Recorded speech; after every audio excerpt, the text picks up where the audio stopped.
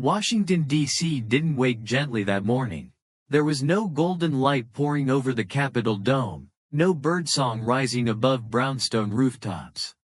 Instead, the city lay under a cold, gray sky, the kind that feels like the world is holding its breath. As if something was coming. And in a modest apartment 6 blocks from the federal courthouse, Jasmine Crockett was already awake. She hadn't slept, not from fear. Fear had long ago been burned out of her. She couldn't sleep because her mind had been marching all night, locked in silent preparation. The alarm went off at exactly 6 a.m., sharp and metallic, a sound less like a chime and more like a blade. Jasmine didn't flinch. Her eyes were already open. Calm, clear, as if she'd spent hours negotiating with the ghosts of justice and finally decided, this would be the day. She sat up slowly. Her breath was heavy, not from exhaustion, but from anchoring herself to what lay ahead. On the bedside table sat a stack of worn papers. The top sheet bore a single, bold headline. Goldberg versus Crockett, not just a lawsuit, a threat, not just an accusation, but an attempt to erase her voice, her credibility, her presence in the spaces of power. She stood. Her legs trembled slightly, not from weakness, but from blood rushing fast, as if her body knew it was heading into battle. She stepped to the window. Outside, the streets of D.C. still slept. But Jasmine knew somewhere near the courthouse, a camera was already live. Questions rehearsed, articles pre-written. Today was not about seeking truth, it was about spectacle. And seated on the bench would be Judge Edward Grayson. His name wasn't just known.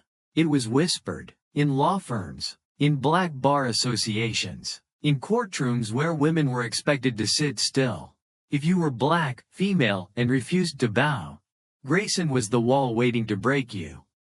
Her phone vibrated. Don't provoke him. Just settle, please. From her longtime assistant. Loyal. Worried. But Jasmine didn't reply. If she texted back now, she might lose her grip. She entered the bathroom. Cold water ran over her hands like steel. Her reflection in the mirror stared back. Eyes bloodshot, lips dry, but gaze sharp as a scalpel. This wasn't the face of someone hungry for a fight. It was the face of someone forged by one. She tied her hair into a tight, perfect bun. A ritual not of vanity but of armor. The click of the hairpin was her quiet declaration. Today, someone would break. It would not be her. She dressed in a black suit, matte, silent, unyielding. Not because she liked black. Because she needed to become a shadow that couldn't be ignored. A knock at the door. Her colleague stood there with coffee and final documents. Are you sure? He asked, his eyes searching hers. She nodded. Calm, clear. If I don't stand today, no one ever will. She stepped into the hallway. The sky had begun to bruise, not blue, not golden. Just gray, the kind of morning made for reckoning. As she entered the elevator, a man in a sleek suit glanced at her, his eyes full of quiet judgment. A young black woman, alone, heading to court? A look she'd seen 1,000 times. She didn't speak, she smiled, not out of politeness, but like a soldier nodding to the battlefield. Today, the courtroom would become her classroom, and the lesson would echo for generations. The elevator door closed, and Jasmine Crockett stepped into history. The courthouse stood like a fortress of tradition, stone columns, towering ceilings, and marble that had witnessed decades of power and silence. It was built to impress, but Jasmine Crockett saw it for what it was. A cage dressed like a cathedral. As she crossed the courtyard, reporters tracked her like prey. Cameras clicked like distant thunder. She didn't flinch. The eyes of the press didn't scare her. What lay beyond those polished doors did. Inside, the temperature dropped.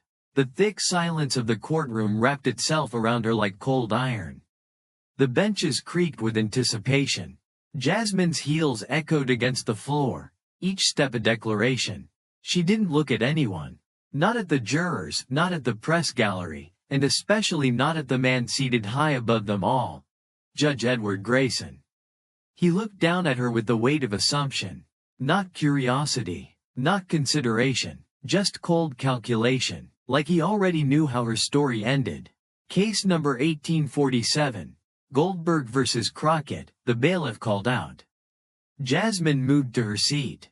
She placed her briefcase down with care. Her hands were steady, but her chest was a drumline of fury and focus.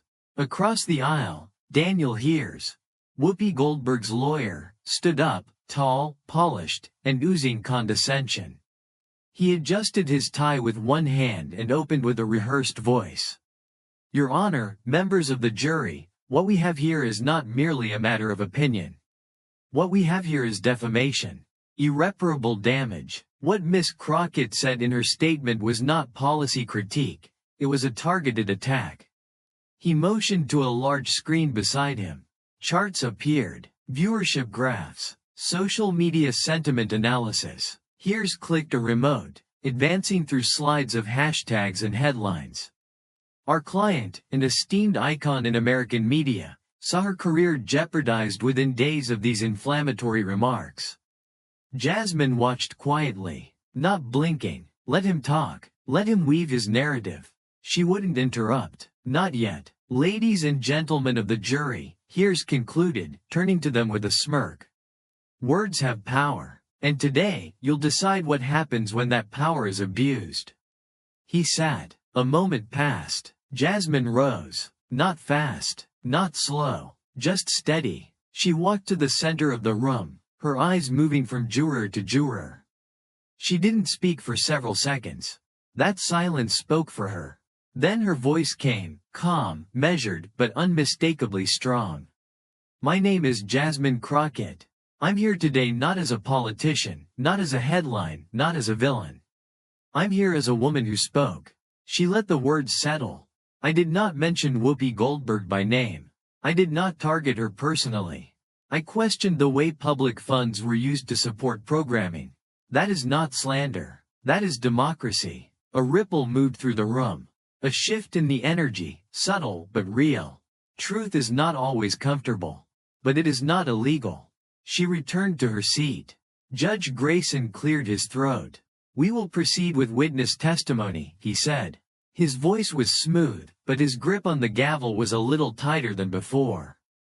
Jasmine folded her hands, her jaw tight, her breath deep. This courtroom had been built to contain people like her. To shrink them, to silence them. But Jasmine wasn't here to shout. She was here to shift the ground beneath their feet. The courtroom lights hummed faintly, a quiet static that seemed to underline every word, every breath. Jasmine sat still, eyes steady, as the first witness took the stand, a media analytics executive with graying temples and a practiced smile. Daniel Hears approached with confident ease, waving a thick packet of documents before the jury like an offering. This man, Hears began, has tracked media trends for over 2 decades. He's here to tell you what numbers cannot lie. The witness adjusted his glasses, cleared his throat, and began outlining the supposed correlation between Jasmine's remarks and a drop in audience ratings for Whoopi Goldberg's program. The sentiment score went negative within 48 hours, he explained, pointing to a colorful bar graph. There was a 14.2% decrease in favorable mentions online. Hashtags criticizing Ms. Goldberg surged. Revenue dipped. Advertisers hesitated. Jasmine listened. She didn't glance at the jury. She didn't flinch. She waited. When Hears finished, Jasmine rose slowly for cross-examination. Her steps were quiet, but deliberate, like the first movements of a storm. Sir, she said, voice smooth, can you confirm whether your analysis includes external factors? For example, concurrent news events, public controversies unrelated to me? The man hesitated. Not directly, no. Our model focused on sentiment post-press conference. So your data doesn't isolate my statement as the singular cause. Well, not definitively. And your firm, she continued, was hired by the plaintiff's PR team, correct? Yes. She paused, letting the room sit with the implication. Would it be fair to say then, that the numbers presented were selected to serve a narrative? Objection. Grayson's gavel struck. Sustained, he growled. Stay within the line of questioning. Jasmine nodded. "Of course, Your Honor." She turned back to the witness, her voice firm but even. "In your expert opinion, can you say with certainty that my remarks caused the financial loss?" He shifted uncomfortably. "Not with certainty." That was all Jasmine needed. She returned to her seat, leaving the witness in silence. The jurors leaned forward now. The press gallery scribbled with renewed urgency. Daniel Hears didn't speak. Judge Grayson didn't blink. Jasmine exhaled, quietly, deeply. This wasn't the moment to win. Not yet, but it was the moment doubt took root. And doubt was the first crack in any wall built on assumption. The day wore on. More witnesses came. Media consultants, PR strategists, all towing the same line.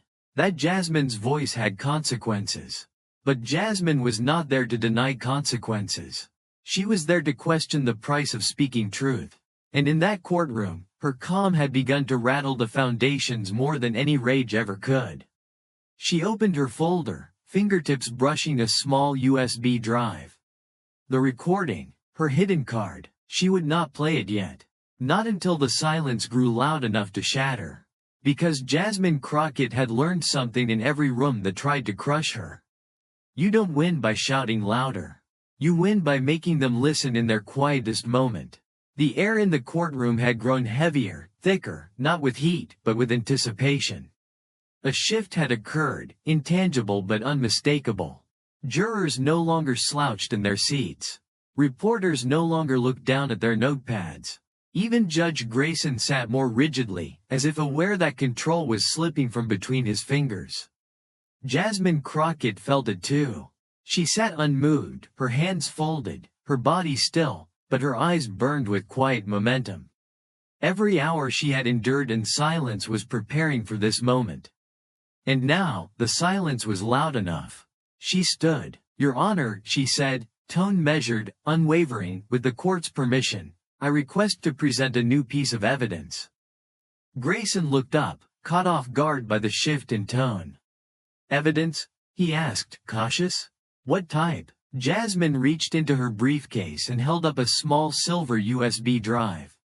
"An audio recording, Your Honor. 3 days before this trial began.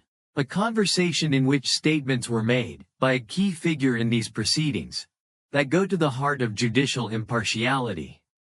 Hears was on his feet instantly.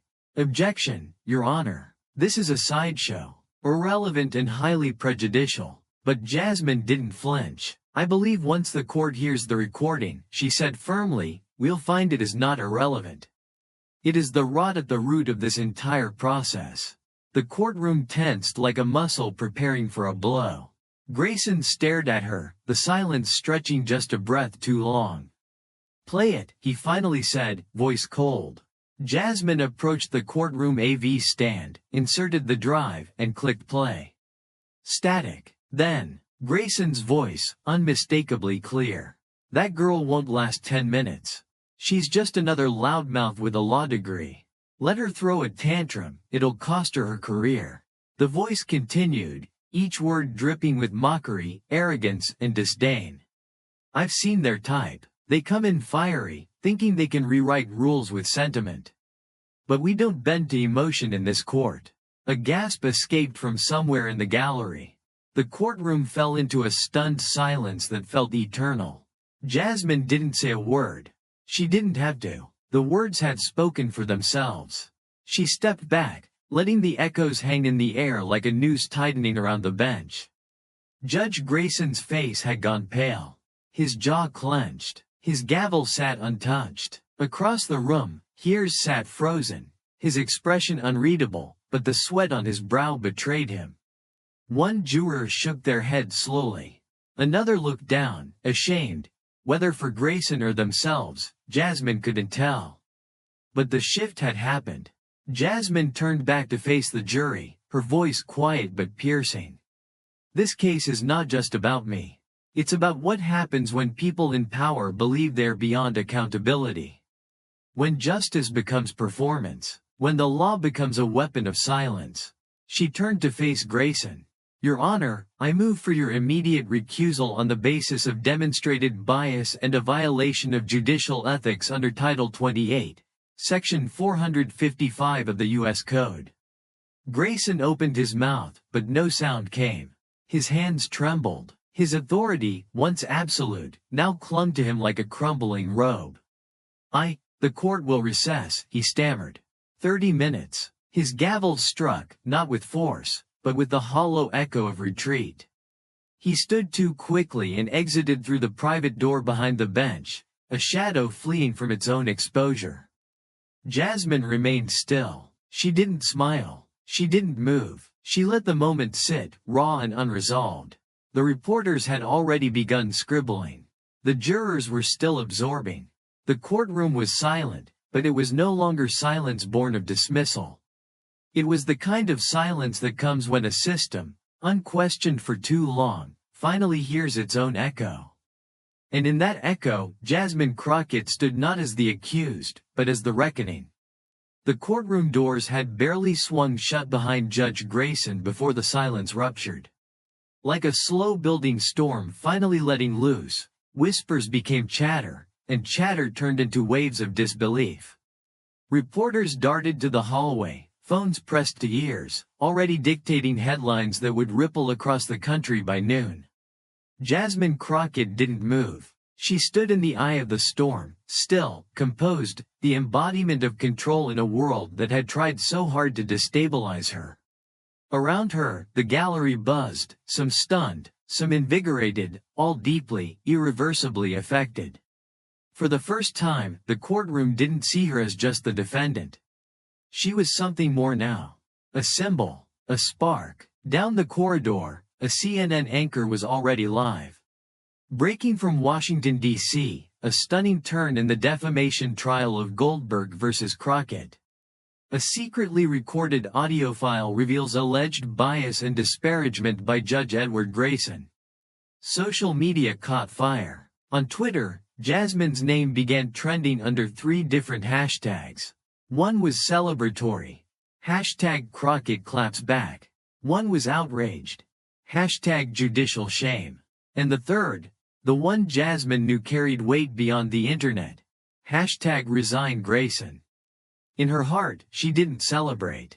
Not yet. The damage was real, the stakes still high, and the system, wounded as it might be, was still standing. Her phone buzzed on the table. Messages poured in from fellow attorneys, journalists, activists, even estranged colleagues who had once distanced themselves for fear of being too politically entangled. But there was one message that mattered most. Samuel Hayes, they're listening now. You cracked the silence. But stay sharp. This isn't the end. Jasmine turned her head slowly, taking in the faces of the jury. They weren't the same 12 she had seen at the start of the day. Something had changed. There was humanity in their eyes now. One juror, a woman in her early 60s, once rigid and expressionless, now wore the soft folds of understanding across her brow. A court clerk entered the room minutes later, announcing that the judge had officially recused himself. A new judge would be assigned. The trial would resume the following week. Gasps filled the air again. This had never happened before, not like this. For a sitting judge to step down mid-trial was rare. To do so following an accusation of racial and gender bias? Unprecedented. It wasn't just a courtroom moment. It was a national moment. As the people slowly began to file out, Jasmine stayed behind. She gathered her papers slowly, methodically, like someone who had just walked out of a burning building, not with urgency, but with reverence. A young black woman approached her cautiously, maybe in her 20s, with wide, teary eyes. "You don't know me," she said softly, "but I watched the whole thing online. I'm in law school, and I almost dropped out. But today, I won't." Jasmine didn't answer with words. She simply reached out and gently took the young woman's hand. This, Jasmine thought, was why she couldn't quit. Why she couldn't break when the judge mocked her. Why she had to record that conversation. Why she had to speak even when the system told her to stay quiet. Because silence was comfortable, but change never was. As she stepped outside into the DC sunlight, now brighter, warmer, almost cleansed, she wasn't met with jeers but applause. Strangers on the steps clapped. Some lifted phones. Others nodded silently, respectfully. Some simply stood still, watching her like she had just carried something sacred through a minefield and made it out alive. And in that moment, Jasmine Crockett realized something. She hadn't just survived, she had shifted something. In a city obsessed with noise, her silence, and the truth within it, had shaken the ground beneath the entire nation. The applause on the courthouse steps faded quickly into the wind as Jasmine slipped into the backseat of a waiting car. The tinted windows muffled the world outside, but nothing could quiet the storm that had begun to brew inside her. Her hands, though steady during the entire trial, now trembled slightly in her lap. Not from fear, not even from adrenaline, but from the weight. The cost. Truth always came with a price. And now, she was starting to see the invoice. Her phone buzzed again. Hundreds of new messages, some full of gratitude, others, venom. Death threats had already started appearing in her inbox. So had smear pieces, edited photos, fake accusations, crude headlines. The backlash wasn't just online, it was organized, targeted, funded. She had broken the silence, yes, but now the silence was lashing back. She scrolled through the noise until she found the only name she was looking for, Samuel. You did it, but you've lit a fire, and fires don't care who started them. Watch your step. She stared at the screen for a long time. Then she closed her phone. Outside, the car rolled past news crews assembling for evening coverage. Protesters were beginning to gather near the courthouse, some with signs that read, "Justice for Crockett," others screaming about media witch hunts, and woke corruption. Jasmine leaned her head back against the leather seat and closed her eyes. There was no victory lap. No time to breathe. There was only the fight. Later that night, she met with Samuel in a quiet hotel suite. No cameras, no staff, just the two of them and the sound of the city outside the window. You did what no one else could have done, he said, handing her a glass of water.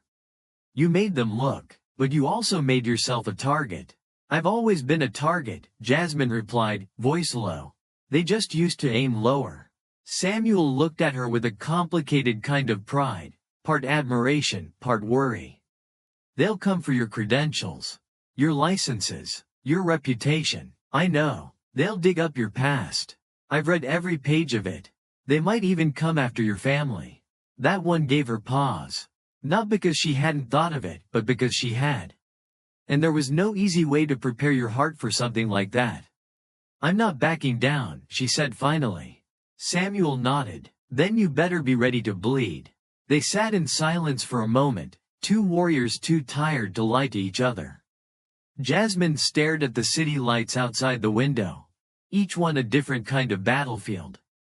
They'll try to drown this moment, Samuel said. Bury it in bureaucracy, spin it into scandal, say you were unstable, emotional, theatrical. Jasmine smirked. Let them. My job wasn't to make them like me. It was to make them listen. And what now? She didn't answer immediately. Instead, she pulled a flash drive from her coat pocket and handed it to him. I recorded the meeting I had with Goldberg's team. Everything they offered me to walk away. The hush deal, the threat about endorsements, the price they put on silence. Samuel took the drive slowly, eyes wide. You're still playing chess, even when the board's burning. No, Jasmine said, her voice like iron. I am the fire. That night, the story hit its second explosion. Leaked audio of celebrity representatives threatening legal retaliation if Jasmine didn't retract her policy criticism. Bribes disguised as settlement offers. It wasn't just a courtroom scandal anymore. It was an industry expose, a cultural reckoning. And Jasmine Crockett? She wasn't just a lawyer anymore. She was a movement. But as the headlines screamed, and the networks scrambled, and the machines of power recalibrated for damage control, Jasmine sat alone in the hotel room. She looked down at her hands, hands that had signed law review articles, hands that had comforted children in community clinics, Hands that had once trembled in mock trial competitions in law school. Now those hands had torn a hole in a system designed to seal shut. And tomorrow, they would be back in the fight. Because truth doesn't sleep, and justice never asks for permission. By the time dawn rose over Washington, D.C., the marble columns of the federal courthouse no longer stood in quiet indifference. The halls that once echoed only with procedural footsteps now pulsed with tension. Something had shifted. Jasmine Crockett had not just cracked a system, she had forced it to hear itself. The morning news was flooded with clips of her closing argument. Even conservative networks, usually quick to dismiss, were reluctant to mock what the public was calling the audio that shook the pillars. Hashtags like #CrockettTruth and #Fire in the courtroom trended on every platform. And within the Department of Justice, behind closed doors, people were talking. The Attorney General's aides whispered about judicial conduct reforms. Congressional staffers pulled up Grayson's previous rulings, now with new scrutiny. Across the city, in think tanks and law firms, her name was spoken with both admiration and caution. Jasmine wasn't just a lawyer anymore. She was a precedent in motion. But Jasmine didn't bask in it. She walked the marble halls of the courthouse again that morning, not as a defendant, not even as a victor, but as a witness to her own fight. Each step she took echoed differently now. These were the same halls where she had once been ignored, doubted, warned not to raise her voice. Now, it was her silence that reverberated most loudly. She paused in front of the courtroom door, now closed and locked for cleaning. Her fingers brushed the cool brass handle. The room beyond it had changed. Or maybe, it had been forced to reveal what it really was all along. A janitor sweeping nearby looked up and recognized her. For a moment, their eyes met. He gave her a small nod, not one of pity or admiration, but understanding. And that was enough. Later that afternoon, Jasmine returned to the community center where she'd volunteered years ago, helping teens prepare for mock trial competitions. When she entered the classroom, the noise stopped. Dozens of young faces turned toward her, some beaming, some stunned.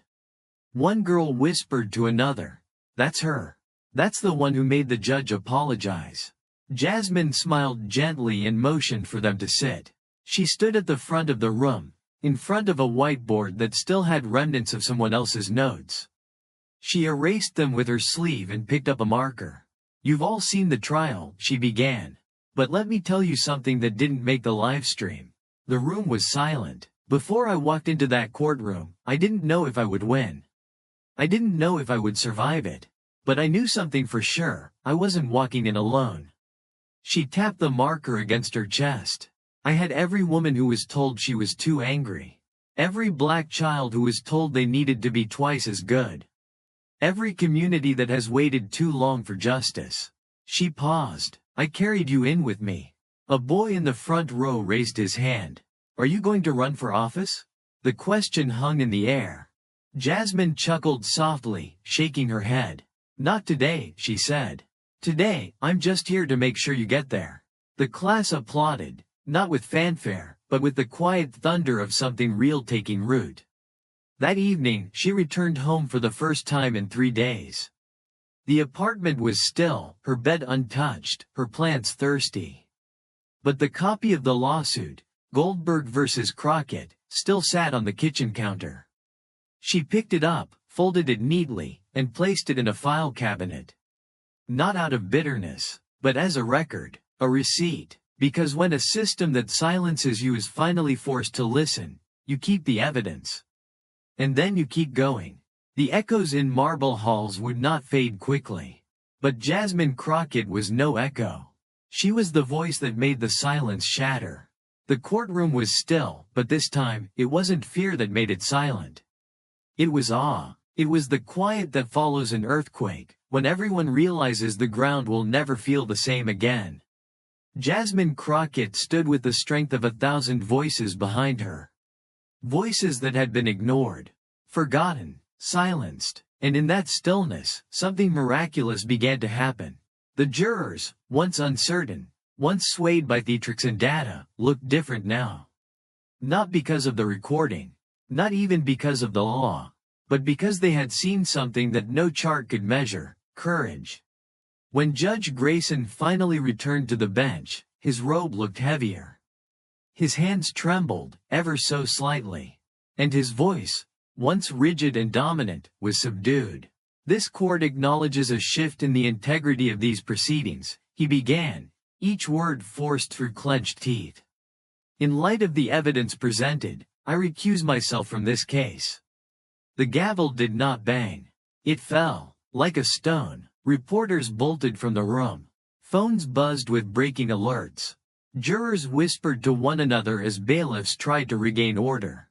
But Jasmine didn't move, not yet, because she knew this was more than a trial. This was a reckoning. Outside the courthouse, a crowd had gathered.